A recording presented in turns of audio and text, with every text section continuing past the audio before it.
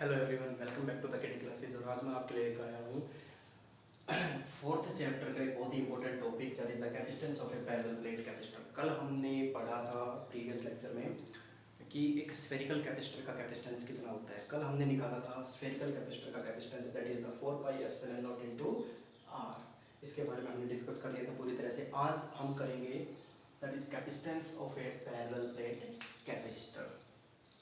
Parallel plate capacitor में हमने क्या है कि जब हमने पैरेलल प्लेट कैपेसिटर का प्रिंसिपल पढ़ा था, कैपेसिटर का जब हमने प्रिंसिपल पढ़ा था तो वहाँ पे हमने देखा था कि हमने एक प्लेट ली थी जिसके ऊपर हमने एक पॉजिटिव चार्ज अप्लाई किया था, और इसके कैपेसिटेंस को इंक्रीज करने के लिए, या कह सकते हो कि इसकी पोटेंशियल को कम करने के लिए हम क्या लेके आए थे इसके नज़दीक, एक अनचार्ज मेटेलिक प्लेट या रोड कहीं भी पड़ी हुई वो उसके नज़दीक रख दिया था, तो इसने इसका पोटेंशियल कम कर दिया था। और यहाँ पे कैसा चार्ज अप्लाई हुआ था, negative charge, that is the parallel plate capacitor. Charge हम कहाँ पे स्टोर कर रहे हैं, इस वाली प्लेट के ऊपर, लेकिन ये चार्ज, अब ये मत कहना कि इसके ऊपर पॉजिटिव चार्ज जितना है उसके ऊपर नेगेटिव चार्ज उतना है तो नेट चार्ज जीरो हो गया।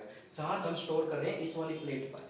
ये वाली प्लेट क्या काम कर रही है, सिर्फ और सिर्फ इसको सपोर्ट कर रही है, सिर्फ और सिर्फ इसको सपोर्ट कर रही है, चौकीदार का काम कर रही है, जो कि इसकी पोटेंशियल को कम करती है, ठीक है, और इसके चार्ज की कैपेसिटी को बढ़ाने में हेल्प करती है। तो आज उसी के ऊपर मैं एक टॉपिक लेके आया हूँ, that is the capacitance of a parallel plate capacitor. बच्चों थोड़ा ध्यान से देखना कि हमने गॉस थ्योरम की सेकंड एप्लीकेशन की थी, उसमें हमने क्या किया था कि एक इनफाइनाइटली प्लेन शीट ली थी, एक प्लेन शीट ली थी, एक यहाँ पे कितनी शीट है, 2 शीट्स हैं। तो वहां पे हमने देखा था कि outside the sheets, outside the plate electric field will be zero.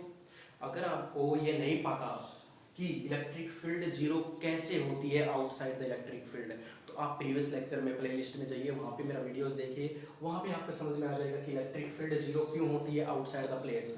क्योंकि इलेक्ट्रिक फील्ड दोनों प्लेट की वजह से अपोजिट डायरेक्शन में होती है, तो वो दोनों एक दूसरे को कैंसिल आउट कर देती है, ठीक है। अब हमें ज़रूरत है सिर्फ बीच की इलेक्ट्रिक फील्ड की, तो उसके लिए थोड़ा सा कंस्ट्रक्शन कर लेते हैं। यहाँ पे कंस्ट्रक्शन में हमारा क्या है कि हमने ए क्या है, A is the charge area, area of given plates, ठीक है। प्लस माइनस क्यू क्या है कि जो हमने यहाँ पे चार्ज डिस्ट्रीब्यूट किया, यूनिफॉर्मली चार्ज जो डिस्ट्रीब्यूट कर रखा है, charge given to the plate, plus minus sigma, very important, surface charge density, that is the surface charge density, ठीक है बच्चों। and D is the separation, D is the separation between plates, इन दोनों plates के बीच का जो separation है that is D। अब यहाँ पे देख सकते हो आप, हमें मालूम है कि पॉजिटिव चार्ज की इलेक्ट्रिक फील्ड की डायरेक्शन क्या होती है, आउटसाइड, बाहर की तरफ जाती है, और नेगेटिव चार्ज की इलेक्ट्रिक फील्ड की डायरेक्शन क्या होती है, टुवर्ड नेगेटिव चार्ज, अंदर की तरफ आती है। तो पॉजिटिव प्लेट की इलेक्ट्रिक फील्ड को हमने माना E1 और नेगेटिव प्लेट की इलेक्ट्रिक फील्ड को हमने माना E2। तो पॉजिटिव प्लेट अपने इलेक्ट्रिक फील्ड बाहर की तरफ निकालेगा आउटवर्ड, और नेगेटिव प्लेट अपनी इलेक्ट्रिक फील्ड इनसाइड अपने अंदर ही लेके आएगा। दोनों इलेक्ट्रिक फील्ड की डायरेक्शन क्या है बच्चों, यहाँ पे सेम है। तो टोटल इलेक्ट्रिक फील्ड हम यहाँ पे निकालेंगे। हमारा पहला स्टेप वही होगा कि electric field, find the electric field between the both plate. Gauss theorem की सेकंड एप्लीकेशन में हमें मालूम चला था कि एक प्लेट की वजह से इलेक्ट्रिक फील्ड कितनी आई थी, that is E is equal to sigma upon 2 epsilon naught. तो देखिए जरा, ये हमारा पहला स्टेप है आज का, electric field between the plates. E1 की वजह say that is sigma upon 2 epsilon not plus sigma upon 2 epsilon not. दो प्लेट है, ऐड क्यों किया, क्योंकि दोनों की डायरेक्शन यहाँ पे क्या है, सेम डायरेक्शन है, तो दोनों क्या हो गई, ऐड हो गई। यहाँ पे ऐड होने के बाद में हमने देखा कि टोटल इलेक्ट्रिक फील्ड यहाँ से कितनी निकल के आती है हमारी, sigma upon epsilon not, and epsilon not is the permittivity of free space, ठीक है बच्चों, and sigma is the surface charge density. अब ये चार्ज डेंसिटी के बारे में भी मैं आपको पढ़ाऊंगा थोड़ा सा, क्योंकि प्रीवियस लेक्चर सेकंड चैप्टर में आ चुका है। फिर भी देखिए थोड़ा सा, इलेक्ट्रिक फील्ड जब हमारी आ चुकी है तो अब बारी आती है कि पोटेंशियल फाइंड आउट करने की, दोनों प्लेट के बीच का पोटेंशियल फाइंड आउट करना। पोटेंशियल हम क्यों निकाल रहे हैं? क्योंकि हमें क्या चाहिए? कैपेसिटेंस। कैपेसिटेंस का फॉर्मूला क्या होता है? C is equal to Q upon V। V चाहिए हमें, तो पोटेंशियल निकालने के लिए हमें इलेक्ट्रिक फील्ड निकालना पड़ा। तो चलिए आगे देखते हैं इसमें क्या होता है। ये हम इलेक्ट्रिक फील्ड निकाल चुके हैं यहाँ से। अब हम देखते हैं पोटेंशियल।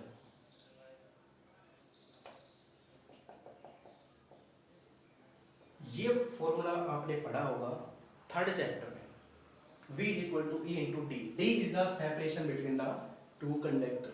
अब जरा देखिए कि ये फॉर्मूला आया कहाँ से। मैं थोड़ा सा रिकॉल करवा देता हूँ ताकि आपको रटने की जरूरत ना पड़े।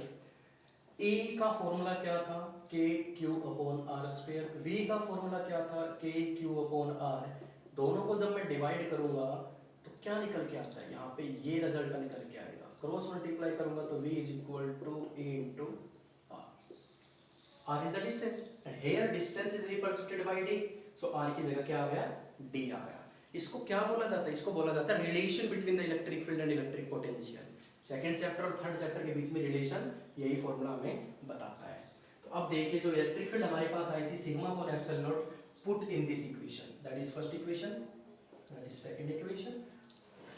V is equal to sigma upon epsilon naught into D. This is the electric potential between the both plate. अब बात आती है कि जब हमारे पास V आ चुका है तो C निकाल लेते हैं फटाफट।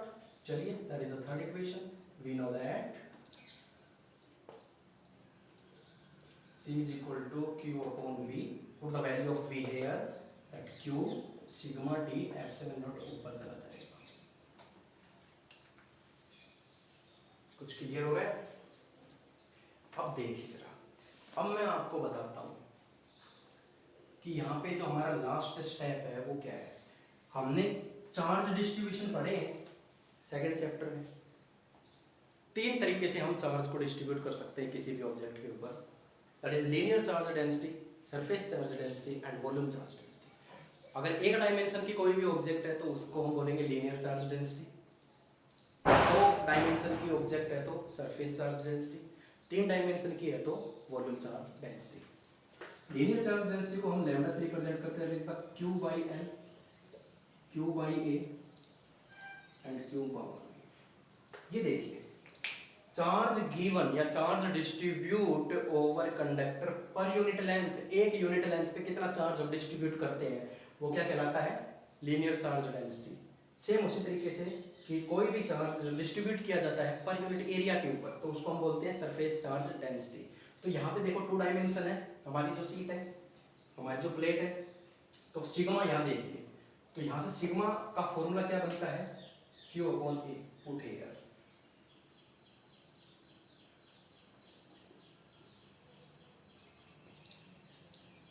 ठीक है, ये वैल्यू आप यहाँ पे पुट कर दीजिए।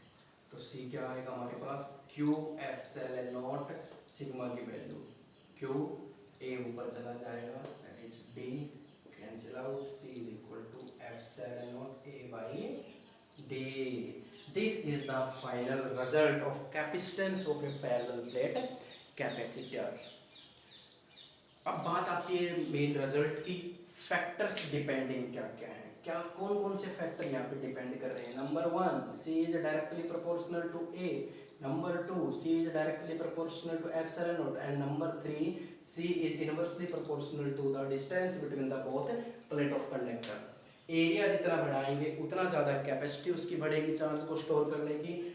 परमिटिविटी ऑफ फ्री स्पेस भी डायरेक्टली प्रोपोर्शनल है। परमिटिविटी ऑफ फ्री स्पेस का मतलब nature of material, nature of medium भी कह सकते हो आप।